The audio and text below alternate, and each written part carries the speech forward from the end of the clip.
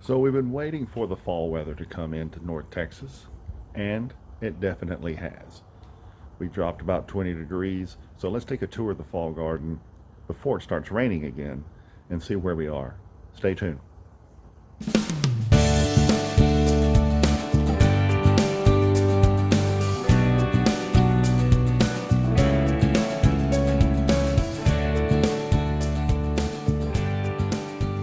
Okay, guys, here we are in the side yard, and as you can see, the garden is growing, but we definitely had a cold front come through and change the weather around here in North Texas. We were still getting into the 80s, mid 80s, even upper 80s. Front came through over the weekend, and actually had a small front come through last week and knock us down into the 70s, and it got warm again. So now it's about 49 degrees out here.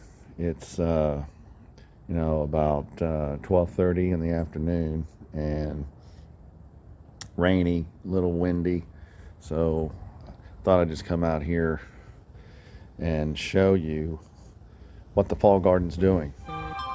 So as you can see here, this is red cabbage right in front of me here, and I got 3 of them, and they're just loving this cool weather. I mean, as soon as that first cool front came through, I won't call it a cold front, all of these fall plants perked up and started really growing.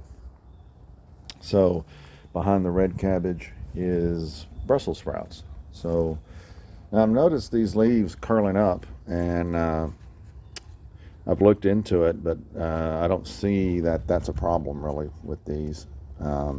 These leaves are really nice looking. They're healthy other than the curling part. So if anybody knows if that's an issue with Brussels sprouts, I've only grown these once before, and I think I had a little bit of curling on them, but these are curling a little bit more. Now, the ones I grew before, I believe, were in raised beds, not in containers. All of these plants are in grow pots. Everything that I've done this year has been in grow pots. I wanted to check them out and see how they did, and I've really enjoyed them. They're portable, they're maneuverable, of course. I've really had pretty good luck with them. There's another Brussels sprouts, and there's another Brussels sprout, and so in the back, I still got this pepper here. It's a sweet pepper. It's called a lipstick. It is an option for the traditional red bell pepper. I find that these grow much better, produce a lot more, and sometimes even get real prolific with their fruit bearing. So I got a ton of those this summer, and so I'm going to stick with that. Bell peppers, to me, when I was growing them, they, for what you got from the plant, and almost, you had to question, was it worth it? Because I never got a huge bounty off of them. But I know a lot of people do have good production from their bell peppers. I don't, so could be the soil, could be the where I am, doesn't matter. Find what works best for you and stick with it. Here I got some curly kale. It's looking good. We'll be putting that on some salads and smoothies. And here's another curly kale over here. And then here's a broccoli. Again, this thing almost has doubled in size since that first cool front came through last week. I mean, it's just taken off. I have another one behind it, and it's not looking as good. It was smaller than the first one I showed you, but you can see the leaves have a little discolor there. I think I'm going to cut those off because the other ones do look healthy, and we'll just go from there. I think it'll be okay if I just cut those 2 little leaves off. And here is my other pepper that's left over. So it's a jalapeno. There's 4 in there, and they're looking okay. But I know the cool weather is going to put a damper on their growth. They haven't grown much in the last month, really. And but I'll just leave them there and see when this cold weather lets up, and it will. We'll get back into the 50s and 60s and probably 70s at one point. It may perk up and may produce for me yet. But if it doesn't, I'll just replace it. No big deal. Next is the Chinese cabbage. Chinese cabbage back here, growing well, both of them. So those have perked up as well with the cold snap. So we'll be using some of that. And in front, I got this Japanese giant red mustard plant. And I've never had mustard greens, so this will be new to the grocery list. But yeah, looking forward to it. They look really nice. They're a pretty plant. Here is collard greens, and again, another plant I've never tried. Grew up in the South here in Texas, southern Texas actually, and we never had collard greens that I recall. So I know a lot of people eat them. I just never have had them, but you know, they're growing well, and again, they've perked up with the cool weather as well. Spinach, it struggled a little bit. Like I said, it was warm here prior to the cold fronts coming in. We were getting up into the low to upper 80s on a few days, and I would have to, you know, move the plants over to the fence to get out of the sun. So, you know, I would move the pots up against this fence, and this fence is west facing, I would say. Going down a little bit, here we have cabbage. Now this stuff has gone berserk. I got 4 plants in this 50-gallon pot. Again, another grow pot. But I may take the plant in the back here out because it's getting crowded out. And it would just give a little bit more growth and nutrient base to the rest of these 3 that are really taking off. I know that's crowding cabbage. They should be, you know, like 2 feet apart.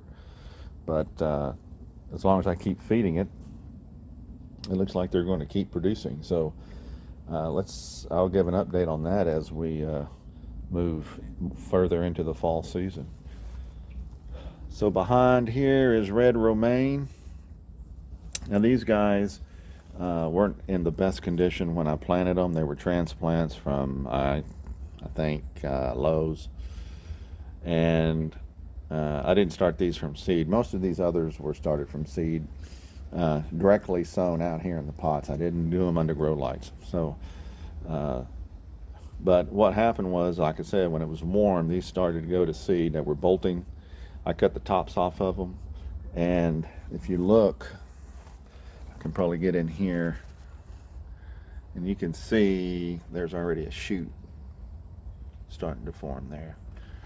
And I just topped them about 4 days ago probably, and you know, they kind of don't have the prettiest shape to them right now because they were all discombobulated when I planted them, but they all have these extra shoots coming out, so I think that's a good sign.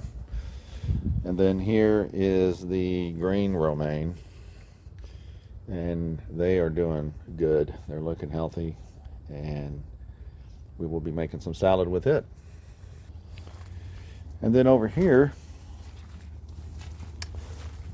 this part has my trellising plant. So I got some peas. These are snow peas, and they, you know, they're doing really good. Again, the cool weather, they perked up, and they're not producing any peas yet, but they're definitely growing. And I just added this second tier of the trellis, and they took to it, and in a day they were already climbing up on that thing. So that's pretty good. This is another type of pea. It's sugar daddy peas, and it's a dwarf variety. So that's what they look like. They look like dwarf peas. So, but again, they weren't doing really well when it was warm.